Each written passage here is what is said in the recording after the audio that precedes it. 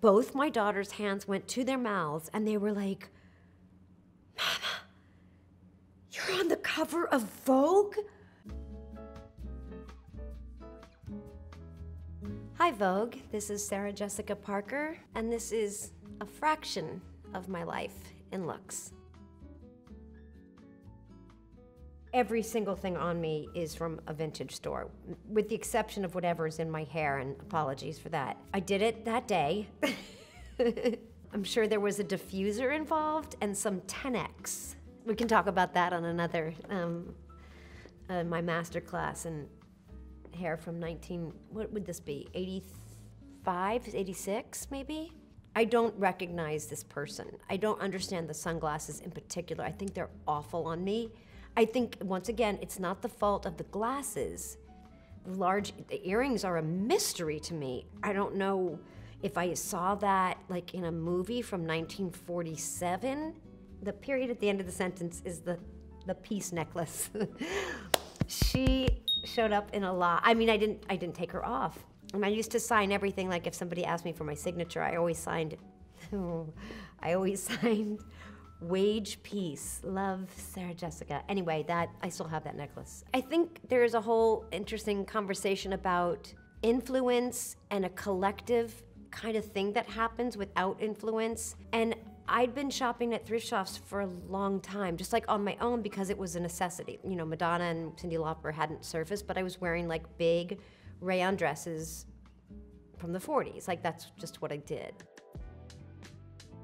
So this dress is a Donna Karan dress that I know. Once again, I'm not making excuses, but like I would never wear this dress. Like I would never wear this dress. But I am wearing this dress, and I know that that's me, and I cannot pretend that it's anybody else. Like, it's a perfectly constructed dress.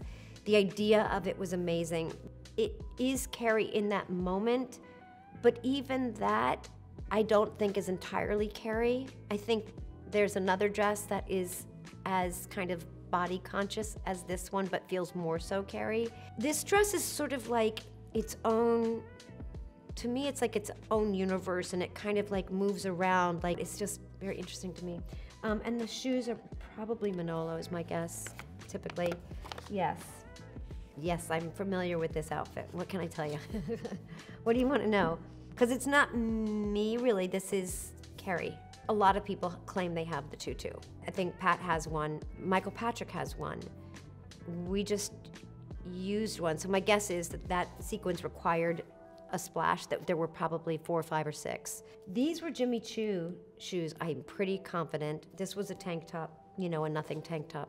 We didn't do a lot of takes. We rehearsed it, we timed it, as you do, you know, you kind of get all the pieces together without, you know, adding the liquid. You know, it's like, that's kind of how you do it, and then you go for it. And I think we got it done probably in 1 or 2 takes. When you're doing a scene where you're getting splashed, or you're falling into, say, a lake in Central Park, you have to find something that has multiples. So, but it can't just simply be multiples. It has to be artistically, sartorially, like it has to fit a lot of criteria. So my guess is that Pat and I, as we always did, talked about a bunch of choices. And at the end of the day, this is where we landed. Tank top, tutu, and heels. So there were a lot of these, which explains why people all claim to have. I don't think I have. Do I have a tutu? I do. So I have it. I'm just, should have just cut to the chase. Where is it? Who's got it? I've got it. Turn the page. You bored yet? All the flower pins are in my possession. They went to, and just like that, they went back into Carrie's closet. There are pins, there are non-pins, there are flowers on, you know, a bobby pin, and I have some of my own, and I still have a little drawer in my own closet that's just sentimental. I wear them sometimes, or I stick them in my hair. I'll stick them on a bun. I'm very happy with that. Mr. De La Renta made this for me. I love this dress, and yes, I wouldn't wear feathers today. My favorite memory is himself. Always so invested and always cared and always took care of details, but also just like always smelled good, looked good, knew how to kind of be in a salon, very old-fashioned ideas about a client and a customer. And this was Laura Mercier makeup. These were Fred Leighton earrings, which were such a big deal for me to borrow. But what I remember so much about this night was that after the awards were over, when we came back and people were gathered and eating, and Laura Mercier said to me, 24-hour guarantee before I left. She was always like, 24-hour guarantee. And I was like, she's right. It was hours and hours and hours and hours later, and my makeup was still like, I love this. I think I've seen criticism of it. Enjoy, have fun.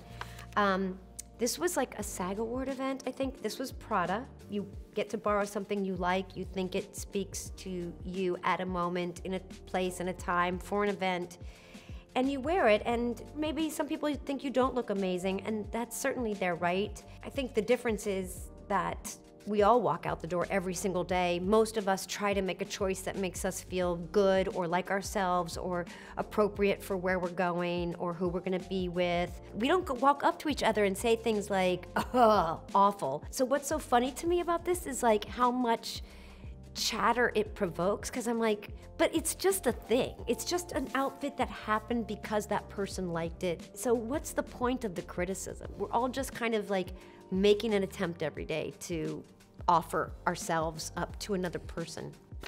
I can tell you everything that I can know about this outfit. Okay, that is not a real Hermes bag, just so you know. Pat like had a person.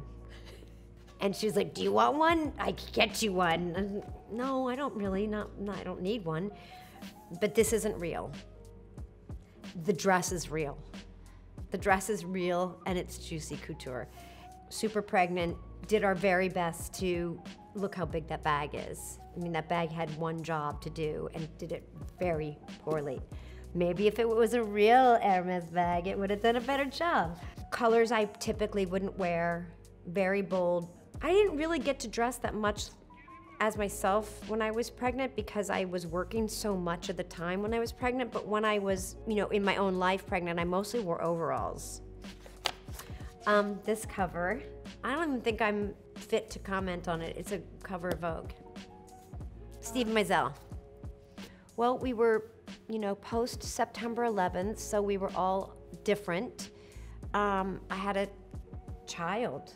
I probably was just living more civilian. I was probably attempting to live, you know, I'd taken a little bit of time off, and I mean, I'm a New Yorker, so life was like a New Yorker's, you know? Christides, etc. This last shot of Sex and the City, I remember this day so well. I brought that scarf from home, Pat loved it. That shoe we wore a lot in a bunch of silhouettes. That's a Manolo red, sort of like more, almost like it's barely red. It's like vermilion slash going into like tomato. Carrie was a much more courageous dresser than I am, much more fevered relationship with fashion, much more indulgent.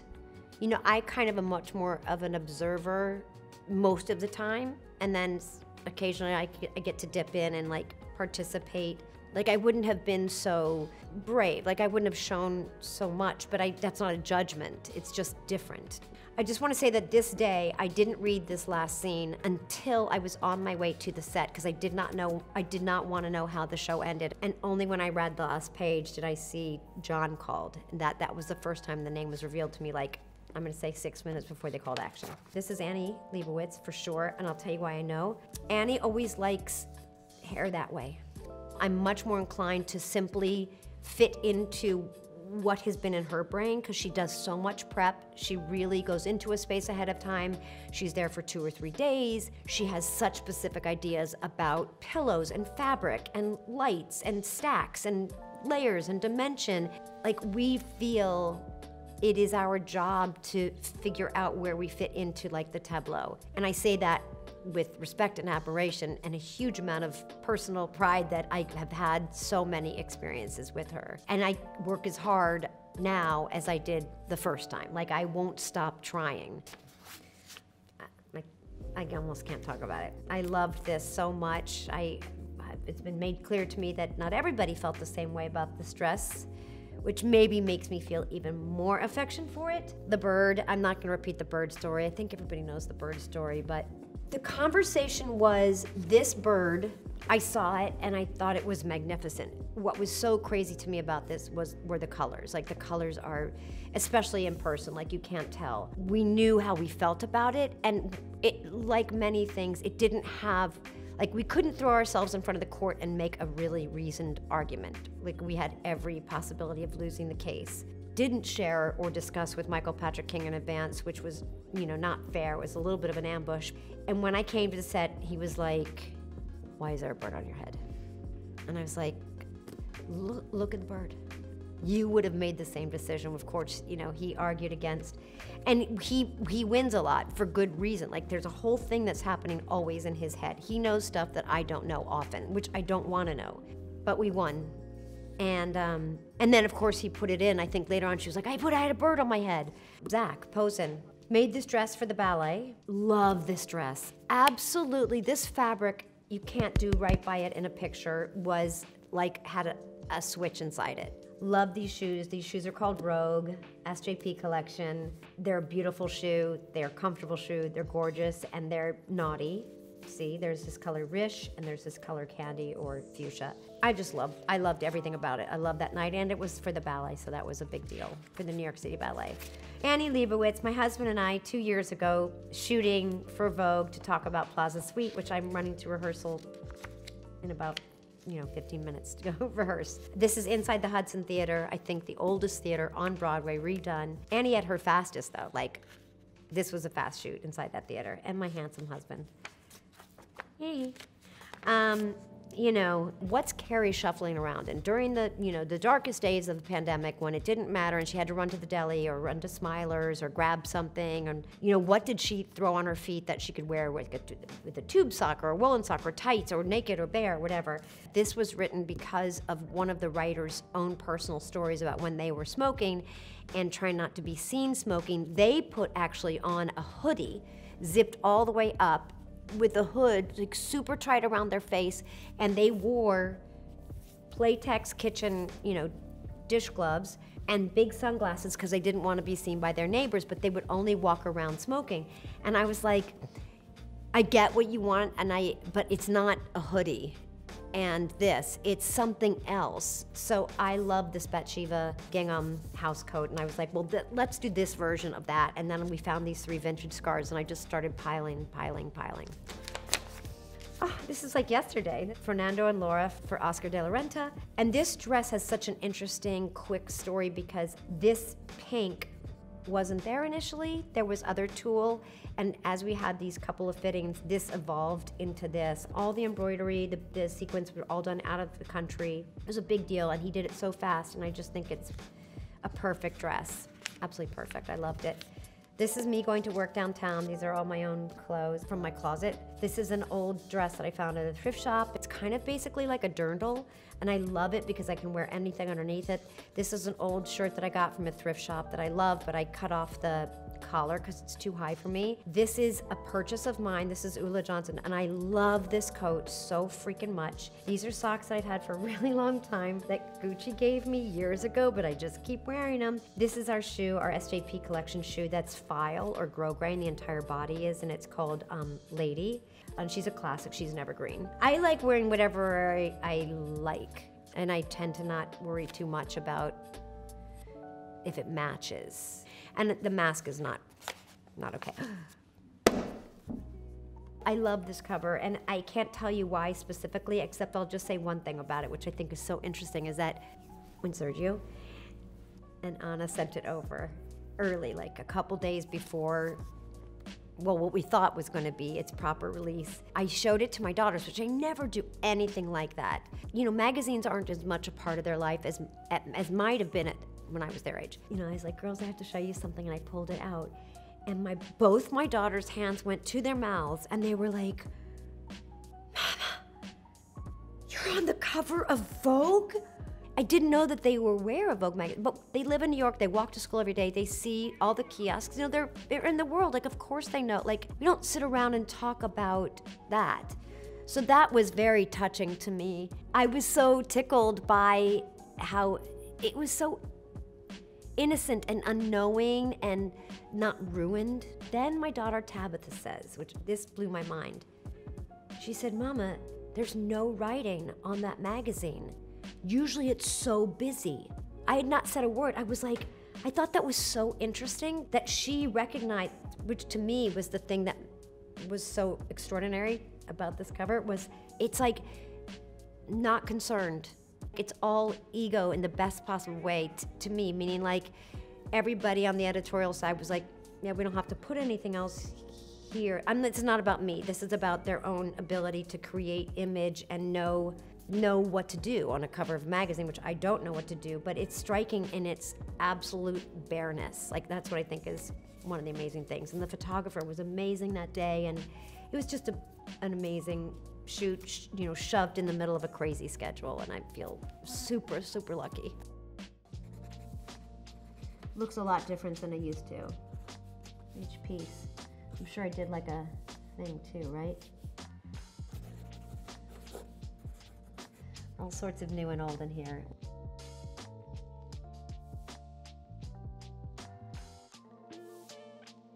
And that was just a little bit of my life in looks. Oh, thanks, Vogue. See you next time. Really? You're gonna have me back?